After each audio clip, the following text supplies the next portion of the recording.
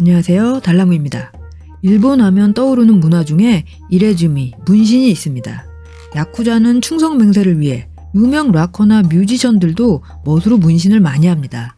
그래서 오늘은 너무너무 궁금한 일본의 문신의 역사에 대해 알아보려고 합니다.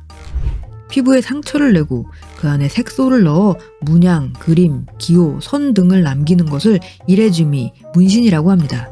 이것은 인류의 가장 오래된 신체 가공법 중의 하나로서 전 세계적으로 행해져 왔습니다.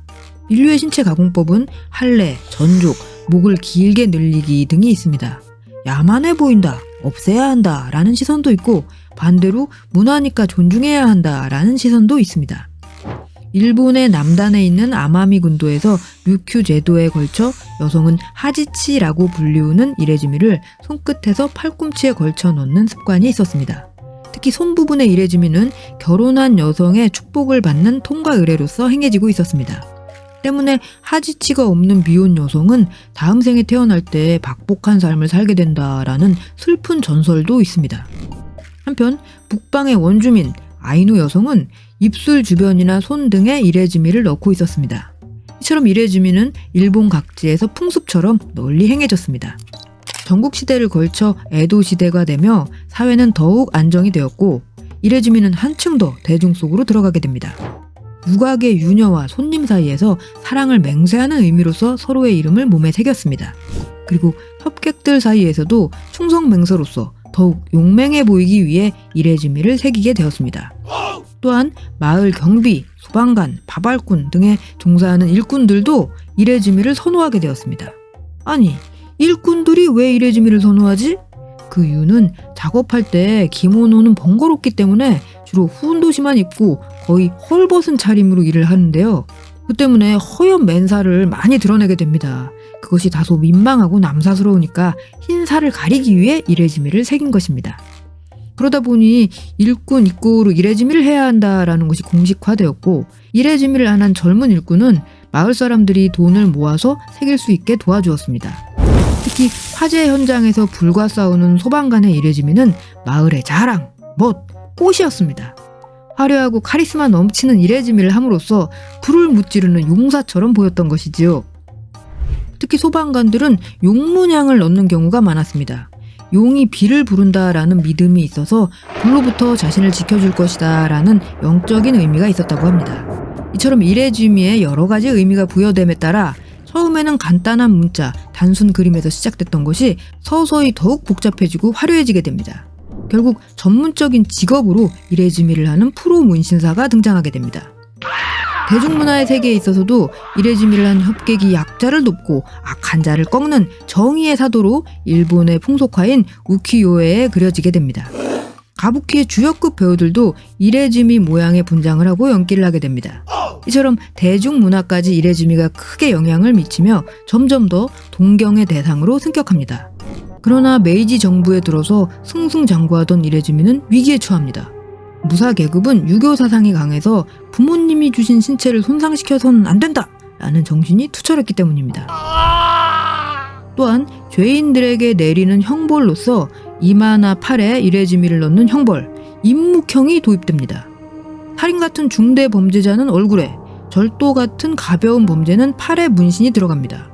호범은 먼저 한자로 일자를 새기고 재범 시 노를 더해주고 세 번째 범죄 시 두 획을 더해 개견자가 완성됩니다. 이쯤 되면 얼굴 들고 다니기는 힘들겠네요. 어머머머, 저 사람 좀 봐.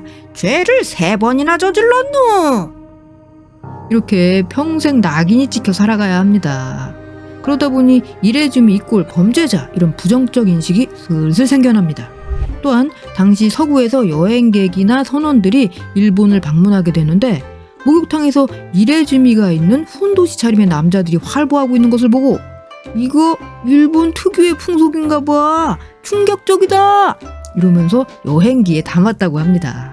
이것을 본 메이지 정부는 아무래도 이레즈미 때문에 우리의 이미지가 안 좋아지는 것 같아. 법으로 일본인에게 문신을 새기는 것을 금지한다. 이렇게 단속의 시대가 열립니다. 오키나와나 아이누에서도 경찰이 이레즈미를 새긴 사람을 체포해 수술이나 염산으로 강제 제거시켰습니다. 다만 일본인에게 금지한 것이지 외국인에게 새겨주는 것을 금지하지는 않았습니다. 따라서 문신사는 일본에 들어온 외국인 여행객과 선원을 새로운 손님으로 삼았습니다.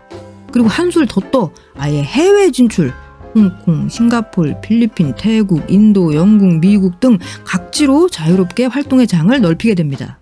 배, 선원, 승객 등 많은 손님들이 찾아왔고 심지어 필리핀 대통령까지 이레즈미를 새기러 왔다고 하네요.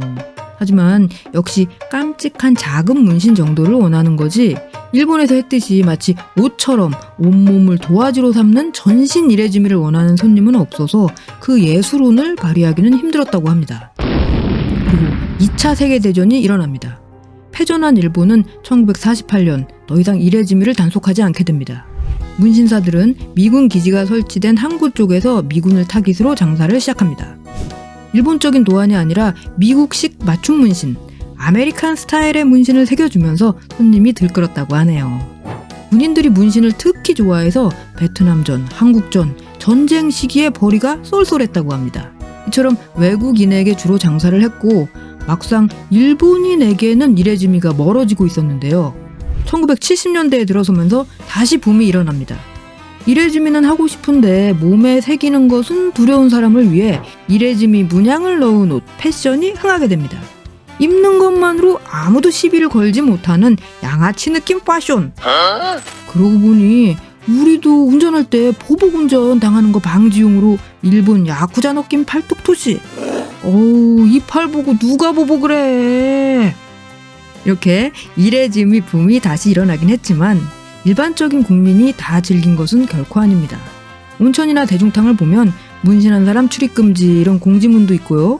공무원이나 사람을 고치는 의사도 이레즈미 금지입니다.